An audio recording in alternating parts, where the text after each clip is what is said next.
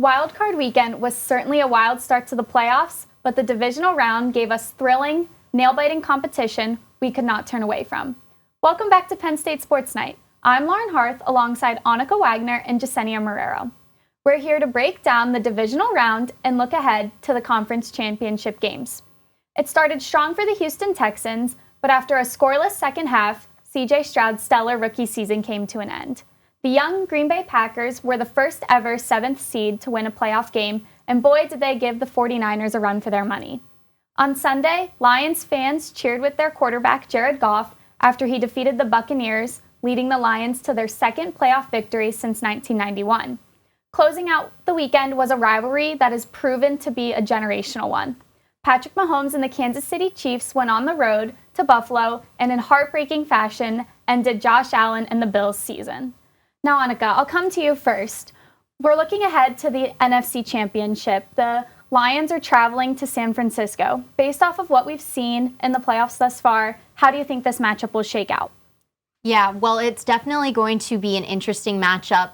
San Francisco's fresh off coming off of their bye week, and in the divisional round they were a little rocky.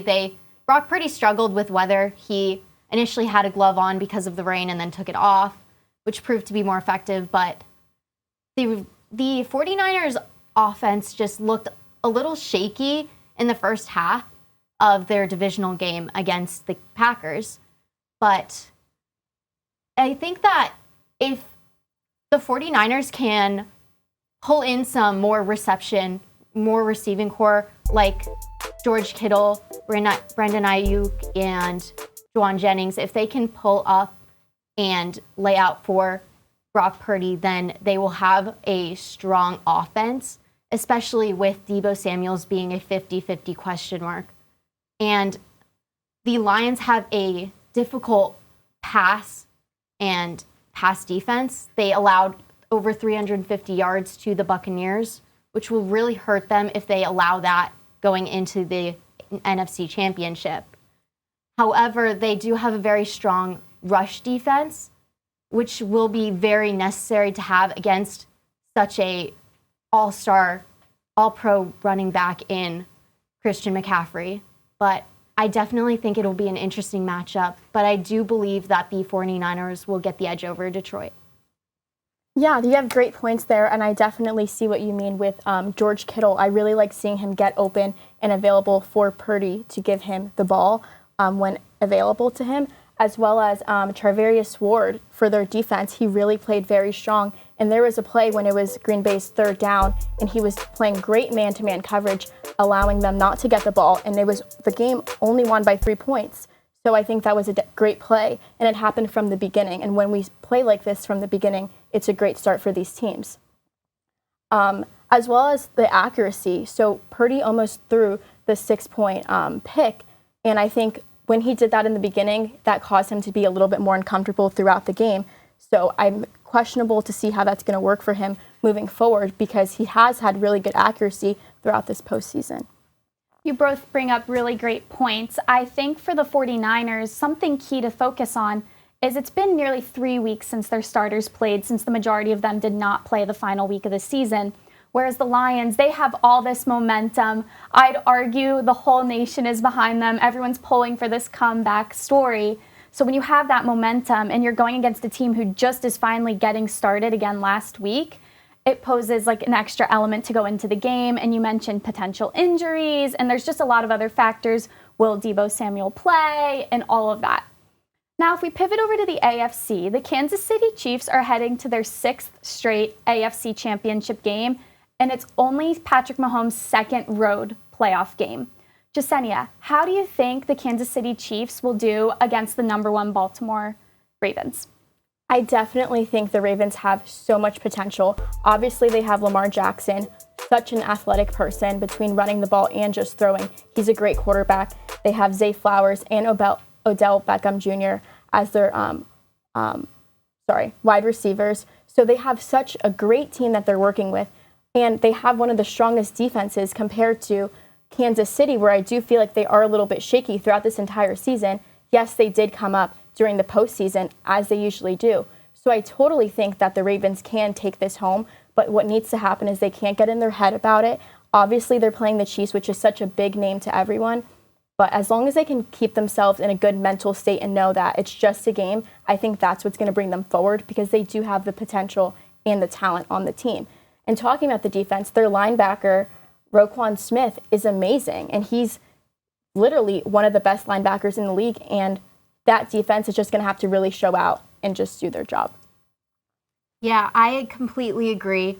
And I think it's an important note to mention that this is the first time that Baltimore is hosting the AFC Championship since 1971, back when they were the Colts. So this is the first time that M&T Bank will be hosting an AFC Championship.